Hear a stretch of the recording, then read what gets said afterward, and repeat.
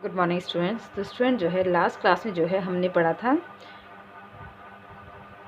Semi conservative DNA replication, ठीक है, जिसमें हमने पढ़ा था बच्चों कि जो डीएनए का जो रेप्लिकेशन होता है वो सेमी कंजर्वेटिव होता है।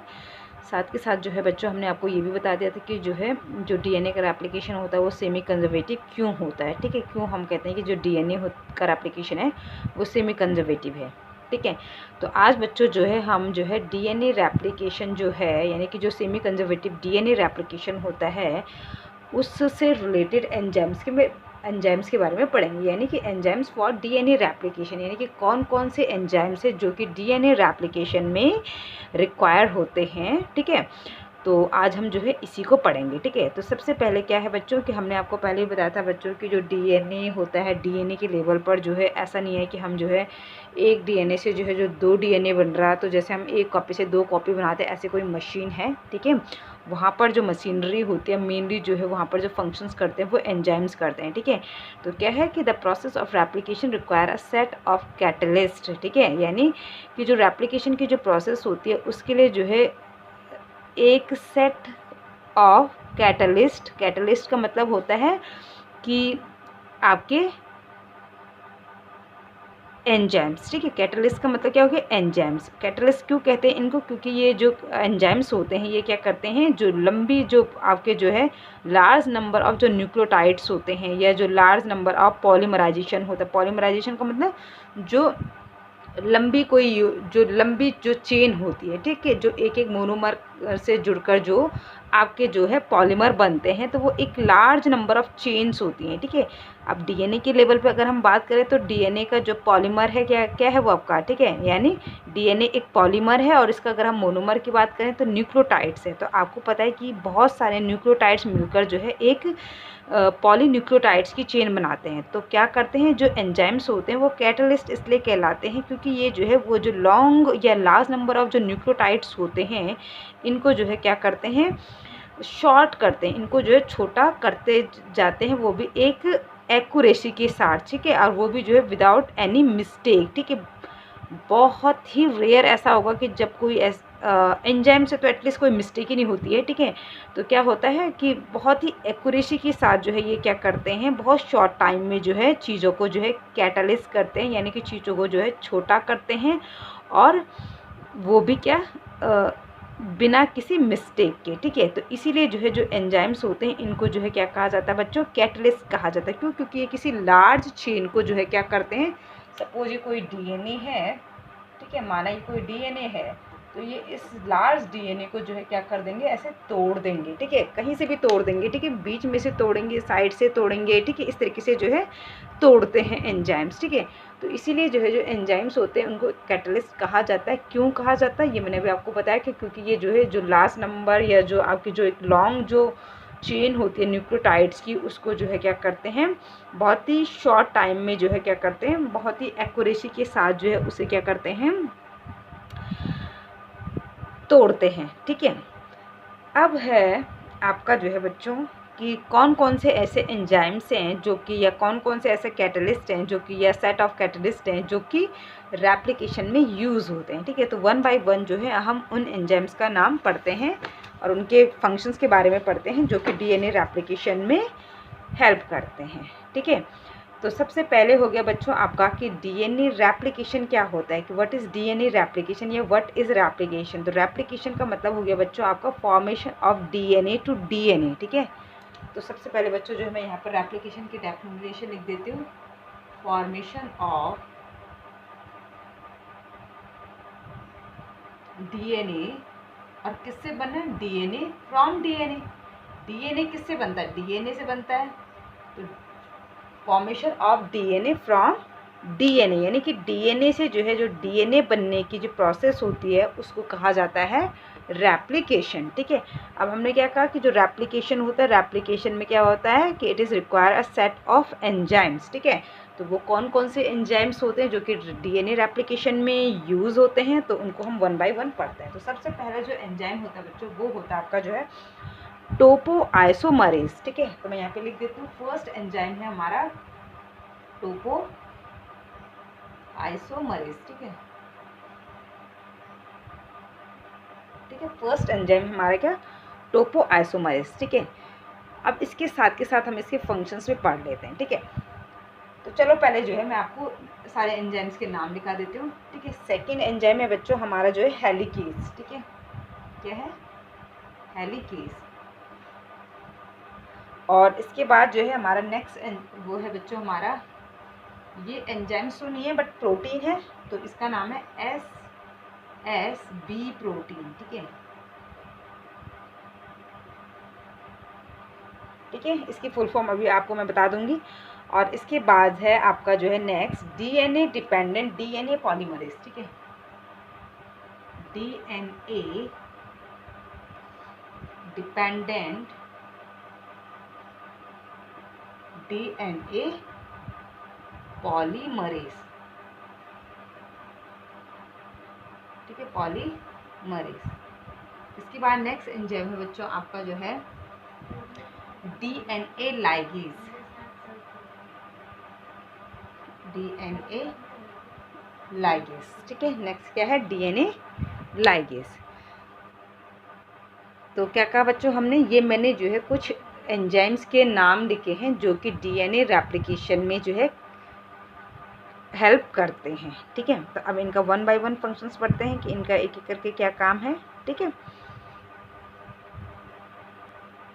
तो अब जो है बच्चों इनका एक एक करके हम फंक्शन पढ़ते हैं। तो सबसे पहले पढ़ते हैं हम टोपो आइसोमरेज के बारे में, ठीक है, कि जो टोपो आइसोमरेज है उसका क्या फंक्शन है। तो सबसे पहले बच्चों जो है हम पढ़ते हैं किसके बारे में, टोपो आइसोमरेज के बारे में, कि जो टोपो आइसोमरेज जो एंजाइम होता है इसका क्या फंक्शन होता है, ठीक है। तो सबसे पहले जो बच्चों जो टोपो आइसोमरेज होता है इसका फंक्शन ये होता है कि जो DNA की क्या होती है बच्चों, आपने देखा होगा कि जो DNA होता है वो कैसा होता है आपका, हेलिक्स स्ट्रक्चर होता है। इस तरीके से जो है हेलिक्स स्ट्रक्चर्स होता है, बाइंडिंग होती है इसमें, है ना। इस तरीके से जो है आपका DNA होता है, ये है ना। तो जो टोपो आइसोमरेज होता है बच्चों, ये क्या करता है कि जो ये DNA का जो हेलिक्स है ना, जो कि ऐसा टेढ़ा मेढ़ा आपका है, इस DNA के हेलिक्स को जो है क्या करता है, इसकी जो है अनबाइंडिंग करता है, ठीक है। यानी कि इसको जो है, क्योंकि अगर जो है ये DNA का स्ट्रैंड आपका इसी तरीके से ट्विस्ट होकर अगर हम कहें रेप्लिकेशन होगा, तो ये जो है क्या होगा, काफ़ी डिफ़िकल्टी, काफ़ी टेंशन क्रिएट करेगा रेप्लिकेशन के टाइम पर। तो इसलिए जो है सबसे पहले क्या किया जाता है कि जो DNA का जो स्ट्रैंड होता है इसकी जो है अनवाइंडिंग की जाती है, ठीक है। इस स्ट्रैंड को जो है बिल्कुल स्ट्रेट किया जाता है। तो ये जो ये स्ट्रैंड है, जो ये ऐसा ट्विस्टेड स्ट्रैंड है, इसको कैसे कर दिया जाएगा, इस तरीके से इस DNA के स्ट्रैंड को बना दिया जाएगा। तो टोपो आइसोमरेज का फंक्शन पता चल गया बच्चों। ये क्या करता है, जो DNA का स्ट्रैंड होता है, जो कि DNA जो हेलिक्स स्ट्रक्चर्स होता है, इसको जो है क्या करता है, स्ट्रेट करने का काम करता है। तो टोपो आइसोमरेज की हेल्प से जो है जो DNA का स्ट्रैंड होता है वो इस तरीके से जो है ये हेलिक्स स्ट्रक्चर्स को इस तरीके से जो है क्या करता है, टोपो आइसोमरेज स्ट्रेट कर देता है, ताकि कि जो है रेप्लिकेशन में जो है कोई टेंशन क्रिएट ना हो, ठीक है।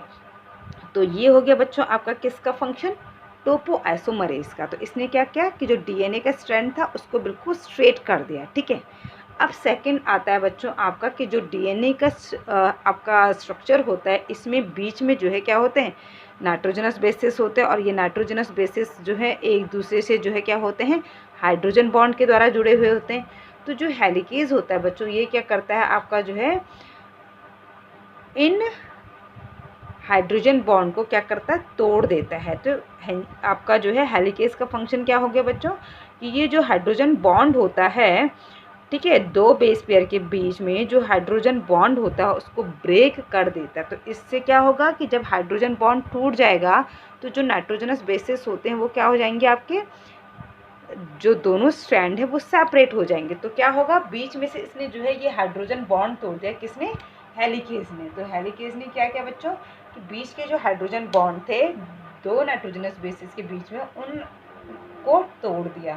तो इससे क्या हुआ कि जो दोनों स्ट्रैंड है वो एक दूसरे से क्या हो जाएंगे, सेपरेट हो जाएंगे। क्यों? क्योंकि जो ये दो न्यूक्लियोटाइड की चेन होती है बच्चों, ये आपस में किसके द्वारा जुड़ी हुई है, ये दो न्यूक्लियोटाइड की जो चेन है ये आपस में हाइड्रोजन बॉन्ड के द्वारा ही तो जुड़ी हुई होती है। अब हमने इनके बीच का जो है हाइड्रोजन बॉन्ड तोड़ दिया, तो ये जो दोनों स्ट्रैंड थे, जो दोनों न्यूक्लियोटाइड की चेन थी, वो क्या हो गई, सेपरेट हो गई। अब क्यों? क्योंकि बीच में जो हाइड्रोजन बॉन्ड इनको जोड़ रहा था वो हमने हेलिकेज एंजाइम की हेल्प से उनको ब्रेक कर दिया। तो अब हाइड्रोजन बॉन्ड टूट गए, तो दोनों स्ट्रैंड क्या होगा, बिल्कुल एक दूसरे से सेपरेट हो गए। तो ये हो गया हमारा हेलिकेज एंजाइम का फंक्शन। तो हेलिकेज एंजाइम का फंक्शन क्या हो गया कि it breaks the hydrogen bond between two base pair. ठीक है बच्चों, तो क्लियर हो गया हेलिकेज का क्या काम है या इसका क्या फंक्शन है। नेक्स्ट आता है बच्चों आपका एसएसबी प्रोटीन। ठीक है, तो एसएसबी प्रोटीन क्या होती है बच्चों, ये क्या करता है, हालांकि शायद आई थिंक बच्चों आपकी एनसीईआरटी में गिवन है या नहीं है, लेकिन जो है इसका भी इम्पोर्टेंट रोल होता है। तो एसएसबी प्रोटीन क्या करती है बच्चों कि अब ये दोनों स्ट्रैंड टूट गए ना, ये दोनों स्ट्रैंड एक दूसरे से सेपरेट हो चुके हैं, मतलब यानी कि दोनों न्यूक्लियोटाइड की चेन एक दूसरे से सेपरेट हो गई है। तो इनके बीच में वापस से हाइड्रोजन बॉन्डिंग बन जाएगी, है ना, इनके बीच में वापस इनके बीच में जो है वापस से जो है क्या हो सकता है, हाइड्रोजन बॉन्ड बन जाएगा और ये दोनों न्यूक्लियोटाइड की चेन फिर से जुड़ जाएंगी। तो ऐसा ना हो इसके लिए जो है जो सिंगल सेल बाइंडिंग प्रोटीन होती है ये यहाँ पर हेल्प करती है। तो इसका नाम क्या है, फुल नेम, सिंगल, ठीक है, सिंगल स्ट्रैंड बाइंडिंग प्रोटीन बच्चों। ठीक है, सिंगल स्ट्रैंड बाइंडिंग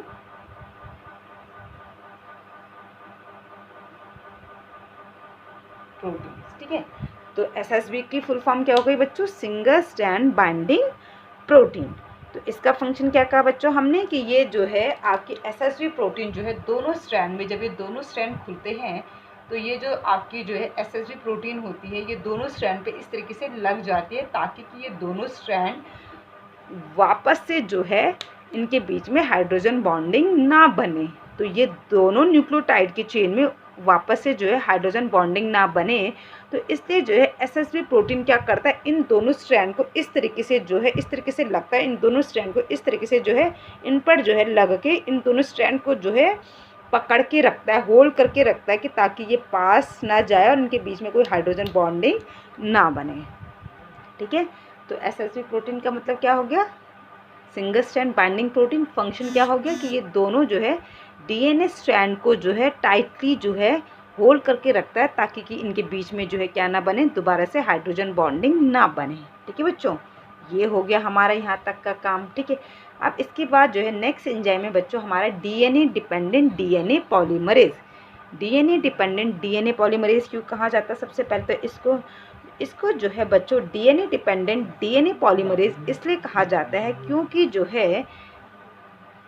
जो है ये क्या करता है, डीएनए को जो है डीएनए पे डिपेंड होकर ये एंजाइम डीएनए का पॉलीमराइजेशन करता है। इसका मतलब क्या हुआ, यानी कि यहाँ पर जो है ये जो डीएनए है इसको जो है ये क्या करेगा, टेम्पलेट की तरह यूज़ करता है। कौन, डीएनए पॉलीमरेज। ठीक है, तो डीएनए पॉलीमरेज जो एंजाइम होता है वो डीएनए के स्ट्रैंड को, ठीक है, इस स्ट्रैंड को किसकी तरह यूज़ करेगा, टेम्पलेट की तरह। कल हमने भी आपको बताया था बच्चों, कल हमने आपको बताया था कि जो टेम्पलेट का मतलब क्या होता है, कि जो टेम्पलेट का मतलब होता है जिससे कि कोई नई चीज़ बन रही है, तो उसको हम कहते हैं टेम्पलेट। ठीक है, तो यहाँ पर हमें पता है कि सेमी कंजर्वेटिव डीएनए रेप्लिकेशन होता है, तो ये दोनों स्ट्रैंड जब सेपरेट होते हैं तो ये दोनों के दोनों जो है क्या होते हैं, टेम्पलेट स्ट्रैंड की तरह यूज़ होते हैं। ठीक है, और ये जो टेम्पलेट स्ट्रैंड होता है इसको जो है डीएनए पॉलीमरेज जो है इस पर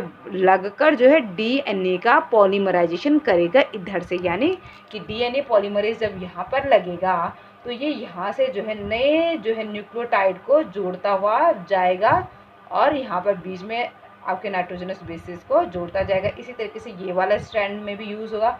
यहाँ से डीएनए पॉलीमरेज लगा जब, तो इसने जो है यहाँ से जो है क्या करना शुरू किया, डीएनए का जो है बनाना शुरू कर दिया। ठीक है। तो डीएनए डिपेंडेंट डीएनए पॉलीमरेज क्यों कहते हैं, क्योंकि जो है ये डीएनए को जो है टेम्पलेट की तरह यूज़ करता है और देन उसके बाद जो है उसका जो है पॉलीमराइजेशन करता है। ठीक है, कौन सा enzyme, DNA dependent DNA polymerase. ठीक है, तो इसलिए इसको डीएनए डिपेंडेंट डीएनए पॉलीमरेज कहते हैं। ठीक है, इसके बाद जो है बच्चों आपका लास्ट एंजाइम आता है डीएनए लाइगेज। तो लाइगेज का मतलब होता है बच्चों जोड़ना। तो जो डीएनए लाइगेज होता है ये क्या करता है, जब हम रेप्लिकेशन की जो है मशीनरी पढ़ेंगे, अभी तो हम सिर्फ जो है क्या पढ़ रहे हैं बच्चों, एंजाइम्स के बारे में पढ़ रहे हैं जो कि डीएनए रेप्लिकेशन में एंजाइम्स यूज़ होते हैं। ठीक है, तो डीएनए रेप्लिकेशन जब हम पढ़ेंगे तो बच्चों हम देखेंगे कि जो डीएनए स्ट्रैंड होता है वहाँ पर जो है क्या होता है, आपका जो है ओकाज़ाकी फ्रैगमेंट्स बनते हैं। ओकाज़ाकी फ्रैगमेंट्स का मतलब होता है कि गैप होते हैं। ठीक है, गैप बनते हैं और उन गैप को जोड़ने के लिए जो है, जो अगर सपोज डीएनए का अगर ये स्ट्रैंड बना और इनके बीच में इस तरीके से गैप आ गया, ठीक है, ये डीएनए का स्ट्रैंड है और इनके बीच में ये इस तरीके से गैप आ गया, तो इस गैप को जोड़ने के लिए बच्चों जो है क्या होता है, डीएनए लाइगेज होता है। तो जो डीएनए लाइगेज होता है वो इसी जो है इन गैप्स को फिल कर देता है। ठीक है, तो इसलिए जो है इसको जो है डीएनए लाइगेज कहा जाता है। तो डीएनए लाइगेज एक तरीके से जो है क्या करता है, टेप का यूज़ करता है, तो इसलिए इसको जो है मॉलिक्यूलर टेप भी कहा जाता है। जब आप बायोटेक्नोलॉजी पढ़ोगे बच्चों तो आप देखोगे कि कुछ एंजाइम्स ऐसे होते हैं जिनको मॉलिक्यूलर सीजर कहा जाता है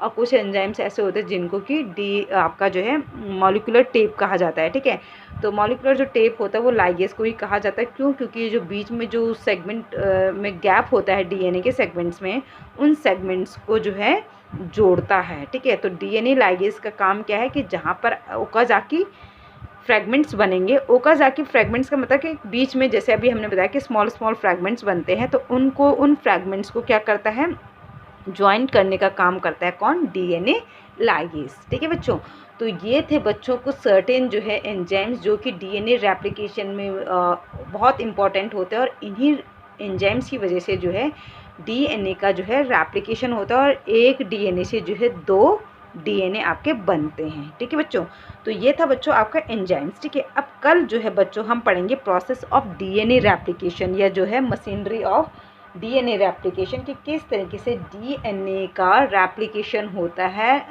इन एंजाइम्स को यूज़ करके। ठीक है, तो कल जो है हम इसको डिटेल में बताएंगे बच्चों आपको जो है रेप्लिकेशन। आज हमने जो है सिर्फ क्या पढ़ा है, एंजाइम्स के बारे में कि कौन कौन से एंजाइम्स जो है इनका क्या क्या काम होता है रेप्लिकेशन में। ठीक है बच्चों, तो आई होप कि बच्चों आपको इन एंजाइम्स के फंक्शंस के बारे में पता चला होगा या समझ में आया होगा। तो आपके लिए ये इंपॉर्टेंट है, तो आपको इन एंजाइम्स के नाम याद रखने हैं, देन जो है इनके फंक्शंस भी आपको याद रखने हैं कि ये डीएनए रेप्लिकेशन में इनका क्या क्या फंक्शन है। ओके, तो नेक्स्ट क्लास में बच्चों हम पढ़ेंगे जो है process of DNA replication. Okay, thank you.